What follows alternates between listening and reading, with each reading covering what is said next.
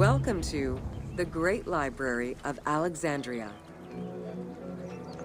Near the district of royal palaces and within the Moseon was the most famous library of all antiquity.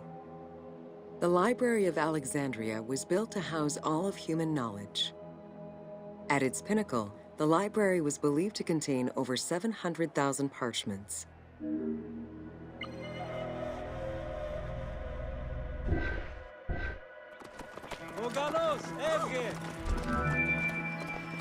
Throughout the centuries, fires and wars between Christianity and paganism destroyed the library, leaving nothing behind. The loss of the building, and more importantly, its vast collection, is immeasurable. As no descriptions are available, the team's rendition of the Library of Alexandria was inspired by the visuals of the Library of Chalcis at Ephesus.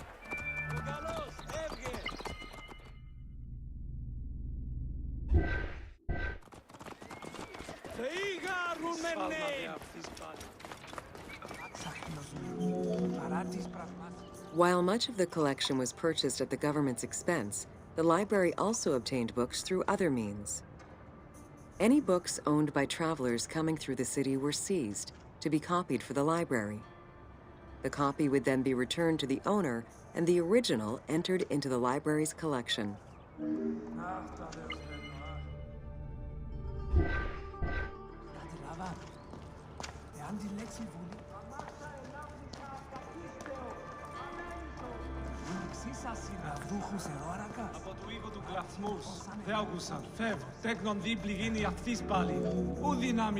Alexandria offered unrivaled intellectual and cultural attractions. Eminent scholars from Athens, Rhodes, and other Greek centers traveled to the city to learn and engage with other free thinkers. Both the Moseon and the library were at the center of groundbreaking ideas and creative expression.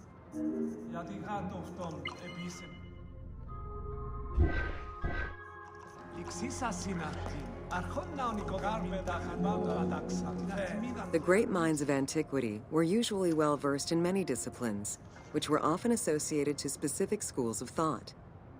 The Peripatetics, the Stoics, and the Cynics were among the most well-known schools of the time. It is clear that Alexandria lived up to its fundamental role as a city for intellectuals, nurturing many great minds whose impact reverberates through our modern world.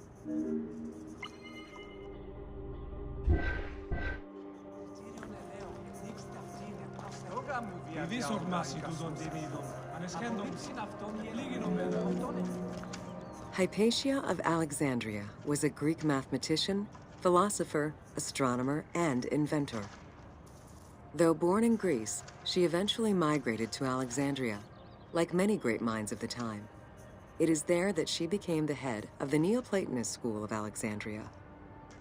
From most accounts, she was highly respected by her fellow Alexandrians, both as a teacher and a philosopher.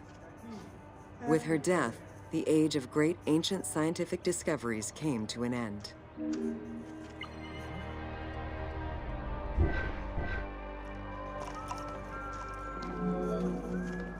Callimachus was born in Cyrene and educated in Athens. After his studies, he moved to Alexandria to work in the Great Library. A poet and a critic, he strongly rejected the epic format of Homeric poems and instead fervently supported a shorter, more judiciously formulated style of poetry. His epigrams and elegiac poems were emulated by later poets. His work was extremely popular, second only to Homer's own works.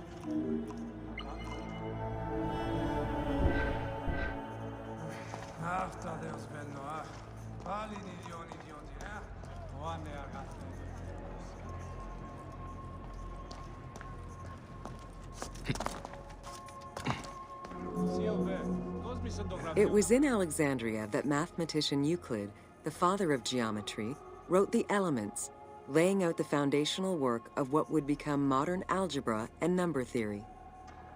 Euclidean geometry would become one of the most influential systems in the evolution of mathematics.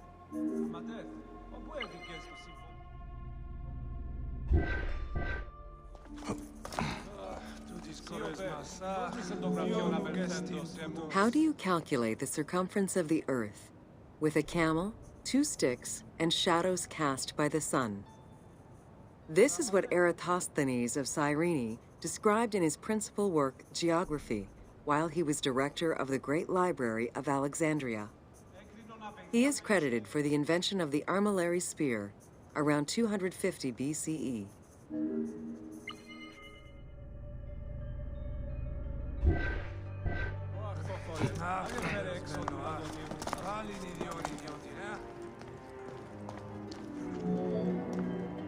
The earliest known and most complete armillary sphere of antiquity was the Meteoroscopion of Alexandria, with an imposing 9 rings compared to the 3 or 4 of most other astrolabes.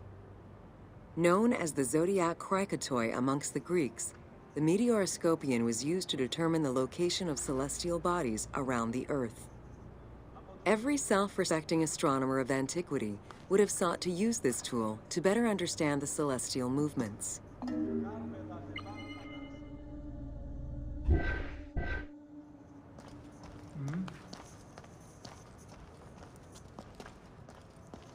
Χαίρε, τι πράττεις?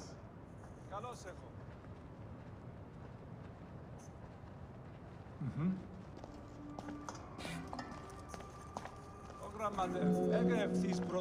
Pythagoras of Samos was a well-known and respected philosopher and mathematician. He is best known for the Pythagorean theorem. However, there is proof that the theorem existed in Babylonia and India long before Pythagoras was born, casting some doubts as to who exactly originated the theorem.